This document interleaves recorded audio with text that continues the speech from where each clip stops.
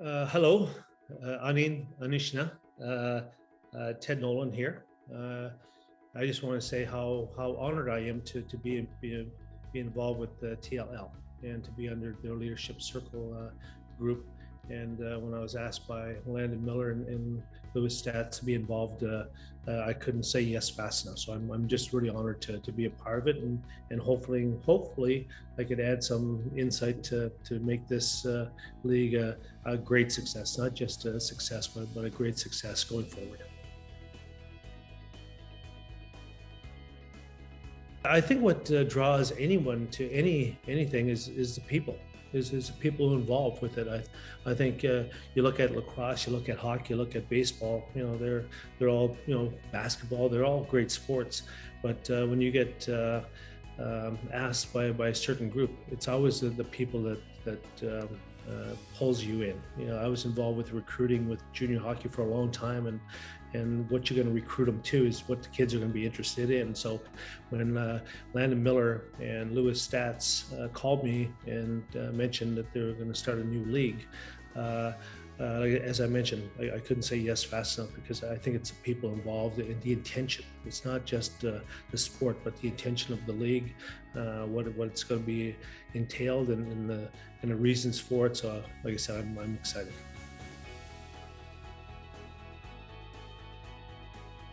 That's as I said, joining a league is nice, but when you join a league that's going to really key on some of the issues that all the major leagues are lacking right now, and that's diversity and inclusion. And if you could start from scratch, and you got the blue sky in front of you, and you could paint what you want to paint, I mean, it's an offer I couldn't refuse, and to be a part of that, and to make a safe.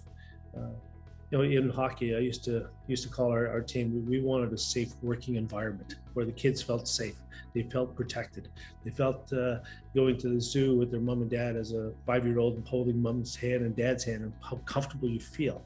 I mean, that's what sports should feel like. And to be a part of this, and especially with the diversity and inclusion, every kid, no matter what race you're from, and where you're from, and how much money you have, I think everyone should feel a sense of comfort, a sense of security, and a sense of belonging. So that's a big interest for me.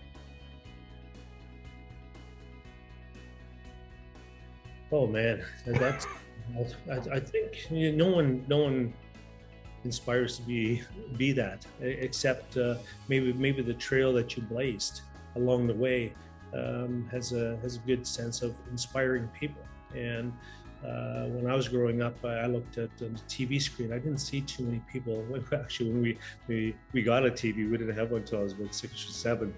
But when I saw people who looked like me, and that inspired me, and I view it the same way when I'm coaching, or I was able to play.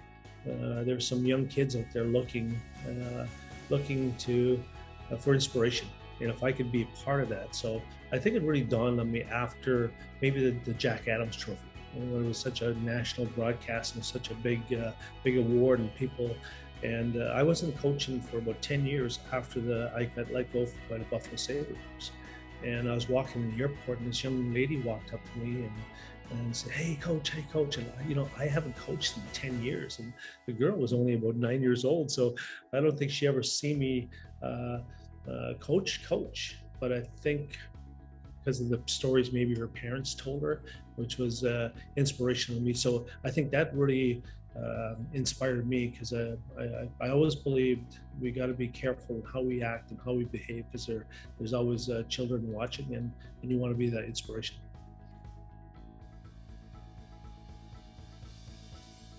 I think I was brought up the right way.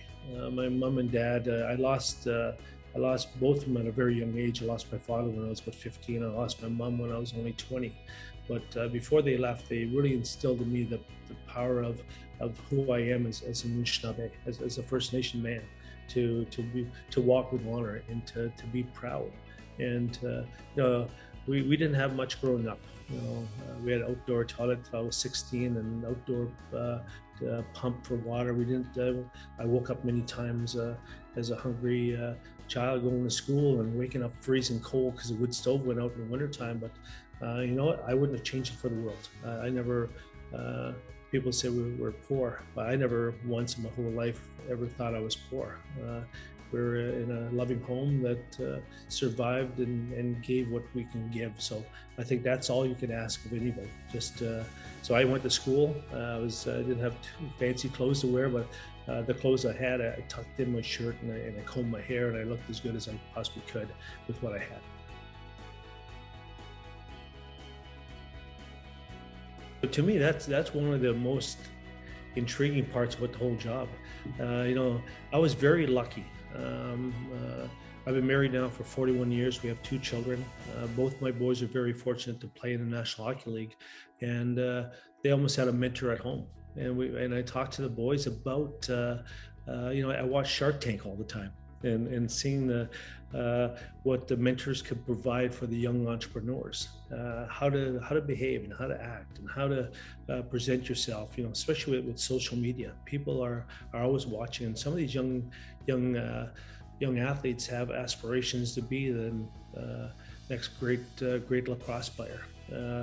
And in order to get there, you got to make sure that you do the right things along the way, because there's so many talented athletes, and what's going to separate you from the rest is going to be part on your behavior and how you act and how you present yourself. You know, it's I always said to the players that I coach, you know, first of all, you're representing your family, you're representing your community, and you're representing your team. So how you behave and how you act in all 3 of those categories is going to be very influential on how far you go with this. And it's not so much just in the sport, but where it's going to take you in life.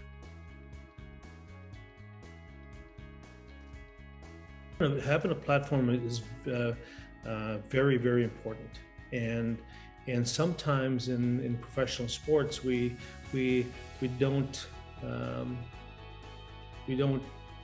give it power as much as it should, because we want our athletes to really concentrate on just the sport, play the sport, think about the sport, how you played, what you're going to do, how you're practicing, all those things that make you in order to be a better player.